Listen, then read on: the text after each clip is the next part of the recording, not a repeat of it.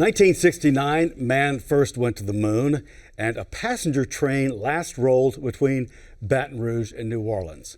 There have been attempts to revive it, but it hasn't so far. So why is this week seeming like chances are better than ever to make that happen? The top person to talk about that is John Spain, Executive VP of the Baton Rouge Area Foundation, also on the Southern Rail Commission.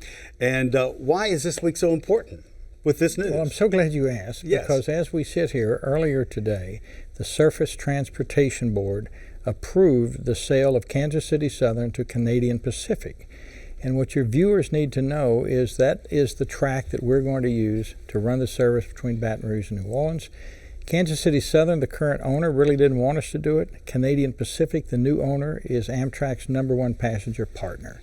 So it's significant that we've got a freight operator who will own the tracks and say, we are in favor of running Baton Rouge to New Orleans. Now, Baton Rouge Area Foundation this is something that you guys have studied, and it's overwhelming, the support for it. It's part of Amtrak's vision for the years ahead. They included this.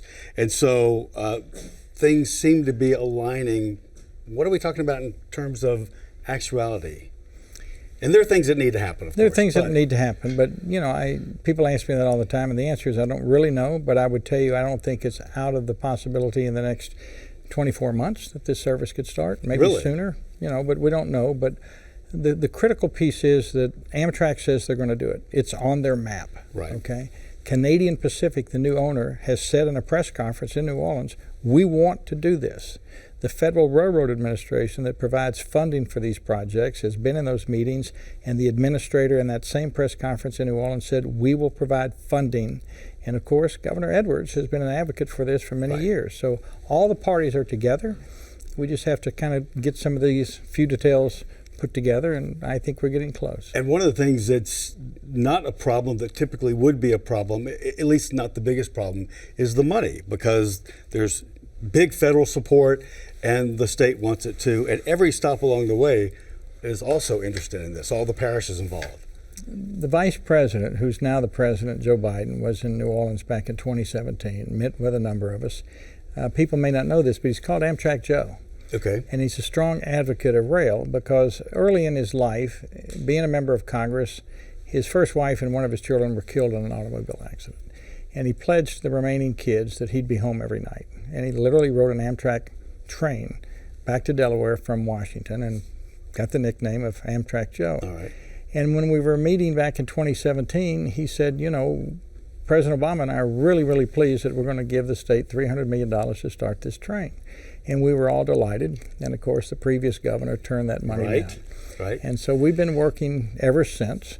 And the good news is the president, Biden, has put together a package in the infrastructure bill of about $30 billion specifically used for rail. It can't be used for bridges. It can't be used for highways. It's just rail. And that's good for this. It is good for this. Yeah. So the money that is generally the reason why these things don't happen is available. The state has to apply. And the good news is Governor Edwards and the Department of Transportation have applied for the money to do some of the improvements on the track. So all the pieces seem to be in place to make this happen. There's reconstruction that needs to happen for a stretch along the Bonnie Carey Spillway.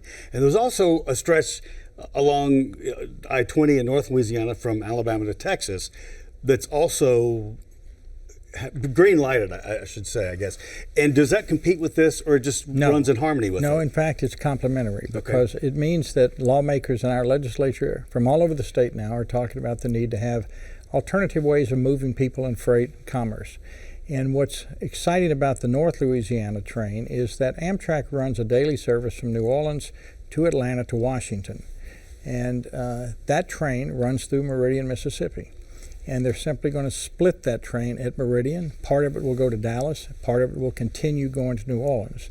So while we have some more work to do, that one's pretty simple, and Amtrak has publicly said they're going to do that. Well, for every reason, we seem to be encouraged with this news, right? We are very, very excited. There's a little more work to do. But I think that light we see is, in fact, a train this time, right? A green light. A green light.